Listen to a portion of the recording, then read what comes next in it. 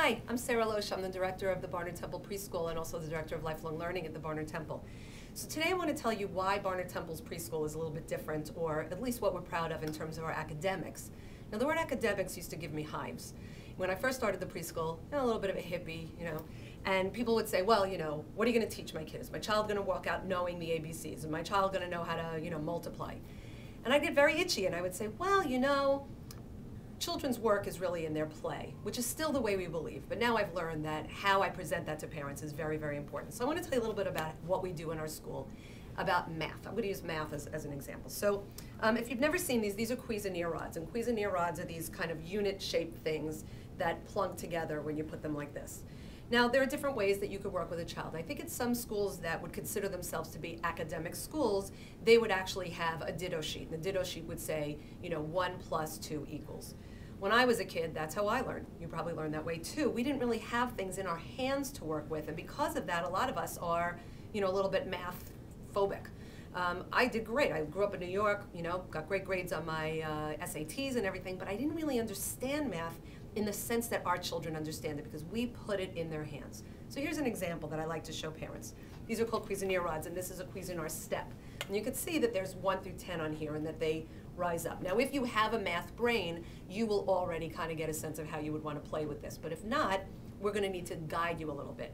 We believe that the teacher's role in the classroom is to be the guide on the side, not the sage on the stage. Meaning that we don't sit the kids down, which would be more of an academic program, and say, okay, everybody, today we're going to learn the number 3.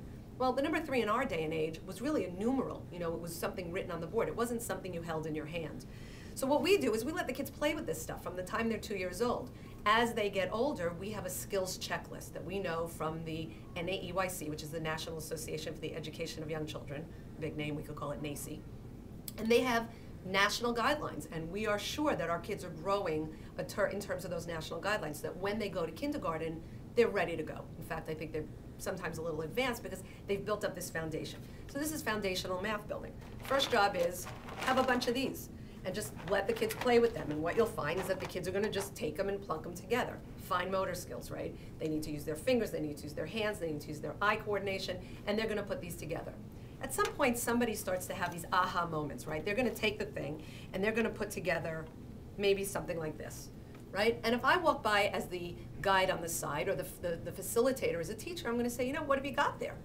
Somebody might say, I've got red things. Somebody might say, I have a bunch of things. But somebody might say, well, I have 3 things, and I put them together. Okay, great. I will then say, can you make me another one in a different way?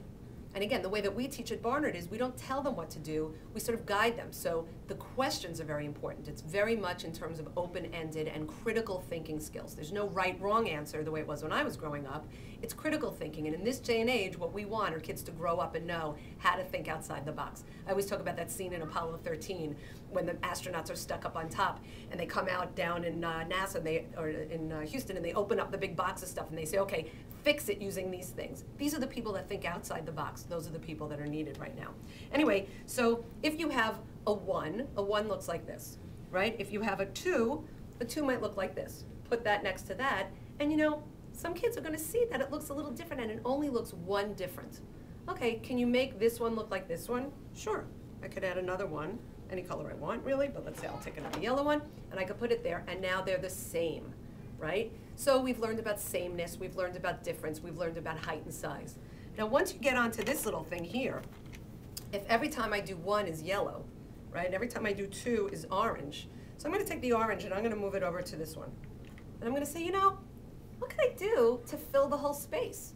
Oh, I know, I could use one of those and stick it on there. Well, I just learned that 2 plus 1 is 3.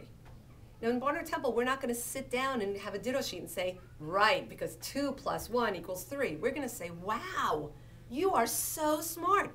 Can you do more of that for me? Now these things are available all the time, and as the children grow up, our expectations of them sort of raise. So in the 2s class, the expectation is that they play with them and they put them away, and they don't stick it up their nose. In the 3s class, the expectation is that they start to use them in a more foundational building way, and they put it away when they're done. Once they get to the pre-K class, now we're really talking about math skills. Now we're saying, you know what, if I have some of them in here and I'm really short, how do I fix them? And we're going to ask them to actually sit for a little while and do that. This is one of the great ways at Barnert that our kids learn. They learn through touching and feeling and taking risks and making, decisions, not through a teacher telling them or wanting to please a grown-up, but pleasing themselves. So that's one of the things you can learn about Barnert Temple and the way that we teach math. Thanks.